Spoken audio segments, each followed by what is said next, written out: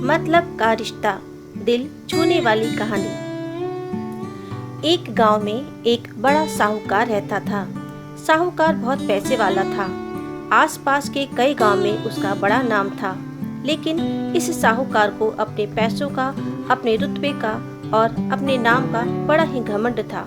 वह अपने नाम को बनाए रखने के लिए बहुत ज्यादा सोचता था और बिना किसी के भावनाओं की कद्र किए वो सब करता था जो उसे लगता था कि करना चाहिए। साहूकार को कई सालों बाद एक संतान प्राप्ति हुई थी। साहूकार ने अपने इस खुशी को मनाने के लिए अपने घर पर एक बहुत बड़ा कार्यक्रम रखा, जिसमें उसने आसपास के गांव के सभी श्रीमंत लोगों को और सिर्फ ऐसे रिश्तेदारों को जो पैसे वाले थे बुलाया था। पास के ही गांव में साहूकार की खुद की सगी बहन भी रहती थी। क्योंकि इन दिनों उसकी आर्थिक परिस्थिति कुछ अच्छी नहीं थी, इसलिए उसने अपनी बहन तक को इस कार्यक्रम के लिए नहीं बुलाया। साहूकार ने जिस कार्यक्रम का आयोजन किया था वह इतना भव्य था और इसके अलावा उसमें इतने प्रसिद्ध और श्रीमंत लोग आने वाले थे कि इस कार्यक्रम की चर्चाएं हर गांव में होने लगी। यह खबर उस साहूकार की बहन तक भी पहुंच गई। बहन को यह जानकर बहुत ही ज्यादा खुशी हुई कि इतने सालों बाद उसके भाई को आखिरकार संतान सुख प्राप्त हो ही गया। बहन ने सोचा कि भाई गलती से उसे इस बारे में बताना भूल गया होगा और अपनों को भला कोई न्योता देता है। भोली बहन ने अपने भाई के यहाँ उस कार्यक्रम में जाने की तैयारियां शुरू कर दी। जिस दिन वह कार्यक्रम था उस दिन बहन सुबह सुबह अपने भाई के घर जाने के लिए निकल पड़ी। रास्ते में अपने पुराने मैले कपड़े देख उसे ख्याल आया कि अगर किसी और के घर जाना होता तो मैं ऐसे कपड़ों में जाने की सोचती भी नहीं, लेकिन मैं तो मेरे अपने घर, मेरे मायके जा रही हूँ। वहाँ मुझे ये सब सोचने की कोई जरूरत नहीं है। जैसे ही वह अपने मायके पहुंची, वहाँ का भव्य आयोजन देखकर वह बहुत खुश हो गई और उसे अपने भाई पर बहुत गर्व हुआ। वहाँ पर वह जल्दी से जल्दी अपने भाई को मिलकर उसकी खुशी में शामिल होना चाहती थी। वह तुरंत सीढ़ियाँ चढ़कर घर के अंदर प्रवेश कर गई। उसने देखा उसका भाई मेहमान के तौर पर आए सभी धनाढ्य और नामी लोगों का स्वागत करने में व्यस्त है।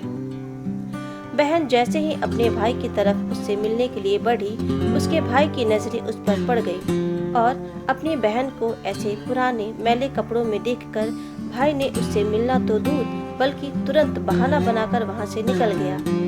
बहन ने सोचा, इतने लोगों में बेचारा अकेला भाई क्या क्या करे, जरूर उसे कुछ काम याद आया होगा, इसलिए वहां से चला गया होगा।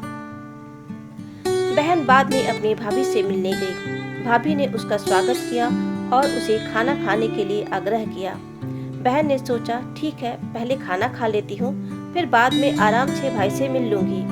बहन खाना खाने के लिए पंगत में बैठी। साहूकार ने देखा कि अपने सभी धनवान मेहमानों के बीच उसकी गरीब बहन बैठी हुई है। सभी कीमती पोशाक पहने लोगों के बीच उसकी बहन जो पुराने मैले कपड़े पहनकर बैठी हुई थी, यह साहूकार से देखा नहीं गया। उसने अपनी बहन को अपने पास बुलवाया, भला बुरा सुनाया और वहां से जाने के लिए बोला। बहन ने अपने सपने में भी नहीं सोचा था कि उसके साथ कभी ऐसा व्यवहार भी हो सकता है, और वह भी उसके खुद के मायके में। अपना अपमान होने के बाद बहन तुरंत अपने घर ससुराल जाने के लिए निकल पड़ी। बहन इस बात को सहन नहीं कर पा रही थी कि उसके अपने भाई ने उसके साथ इतना बुरा व्यवहार किया। उसकी आंखों से आंसू थम नहीं रहे थे। रास्ते में उसे अपनी पुरानी दोस्त मिली। उस दोस्त ने उसे रोने का कारण पूछा। हालांकि बहन उसे कुछ भी नहीं बताना चाहती थी, लेकिन दोस्त के बार बार पूछने पर उसने उसके साथ हुई सारी घटना उसे बता दी। उसकी दोस्त एक समझदार महिला थी और काफी प्रैक्टिकल सोचने वाली थी। उसने कहा, अगर तुम मेरी बात मानो तो एक दिन तुम्हारा भाई खुद तुम्हें अपने यहाँ बुलाएगा और तुमसे माफी मांगेगा। बहन ने उसे कहा कि मैं तुम्हारी हर बात मानूंगी, बताओ मुझे क्या करना होगा। दोस्त ने कहा कि तुम इस अपमान को, इस दुख को एक दिशा दो और कोई गृह उद्योग शुरू कर दो। उसमें इतनी मेहनत करो कि उस काम में तुमसे अच्छा कोई भी ना हो। बहन को अपने दोस्त की बात सही लगी। उसने घर पहुंचकर अपने आंसू पोंछकर उसी दिन से एक गृह उद्योग शुरू किया। उसने दिन रात मेहनत की, अपने साथ कई और गांव की महिलाओं को जोड़ा और देखते ही देखते उसका गृह उद्योग चल पड़ा। कुछ ही सालों में आसपास के 50 गांव में उसका नाम और रुतबा काफी बढ़ गया और अब वह पैसों के मामले में अपने भाई से भी ज्यादा बड़ी बन गई। भाई को जब यह पता चला कि उसकी बहन इतनी अमीर हो गई है तो उसने सोचा कि एक बार उससे मिलकर आया जाए। वह जब अपने बहन को मिलने उसके घर पहुंचा तो बहन ने उसका किसी राजा महाराजा की तरह स्वागत किया, उसके पसंद का खाना खिलाया। बहन का ऐसा व्यवहार देख भाई को अपनी पिछली गलती का एहसास हुआ, इसलिए उसने अपनी बहन को अपने घर होने वाली पूजा के लिए आमंत्रित किया। कुछ ही दिनों बाद बहन अपने भाई के यहाँ उस पूजा के लिए पहुंच गई। जैसे ही बहन अपने भाई के घर पहुंची, उसका भाई उसके स्वागत के लिए दरवाजे में ही खड़ा था। बहन अपने महंगी गाड़ी में आई थी। उसने बहुत कीमती साड़ी और उससे भी ज्यादा कीमती गहने पहन रखे थे। बहन का ऐसा ठाट बाट देखकर सिर्फ भाई नहीं बल्कि उसका पूरा गांव दंग रह गया। भाई दौड़कर आया और बहन की गाड़ी का दरवाजा खोलकर उसे बाहर आने के लिए कहा और बड़े प्यार से उसे पूजा का प्रसाद ग्रहण करने के लिए बुलाया। बहन को इस बार 12 पकवान परोसे गए। चांदी की थाली में उसे खाना दिया गया था। वह साथ में एक सोने की चम्मच भी रखी गई थी। उसके बैठने के लिए बेशकीमती पाट रखा गया था। बहन को यह सब देखकर उसके वह पुराने दिन याद आ गए जब भाई ने उसे बिना खाना खिलाए ही भला बुरा कहकर वापस लौटा दिया था। बहन खाना खाने के लिए तो नहीं बैठी, लेकिन उसने अपने सारे कीमती दाग दागिने और जेवर उतारकर उस थाली के सामने रख दिए और खाने में से कुछ निवाले उस दाग दागिना पर रख दिए। बहन का ऐसा व्यवहार देखकर सभी हैरान थे। किसी को नहीं समझ में आ रहा था कि बहन ऐसा क्यों कर रही है। आखिर वह क्यों उन जेवरों को खाना खिला रही है।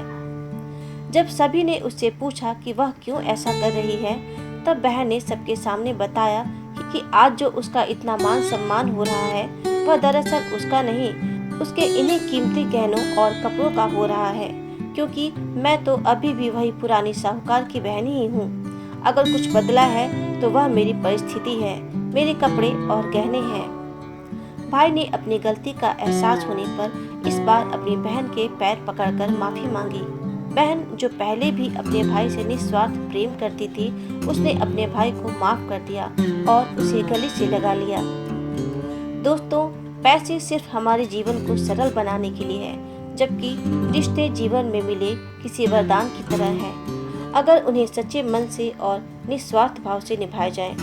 पैसे खर्च हो जाए तो आप बाद में भी कमा सकते हैं, मगर रिश्ते खर्च हो जाए तो दुनिया का सारा धन भी आपको उन्हें वापस नहीं दिला सकता। यदि आपको मेरी ये कहानी पसंद आई हो तो इसे लाइक ज़रूर कर दें, अपने दोस्तों के साथ शेयर करें और चैनल को भी सब्सक्राइब करके साथ ही साथ बेल आइकन को भी प्रेस कर दें, जिससे मैं आगे भी आपको ऐसे ही अच्छी अच्छी कहानियाँ सुनाती रहूँ। धन्यवाद।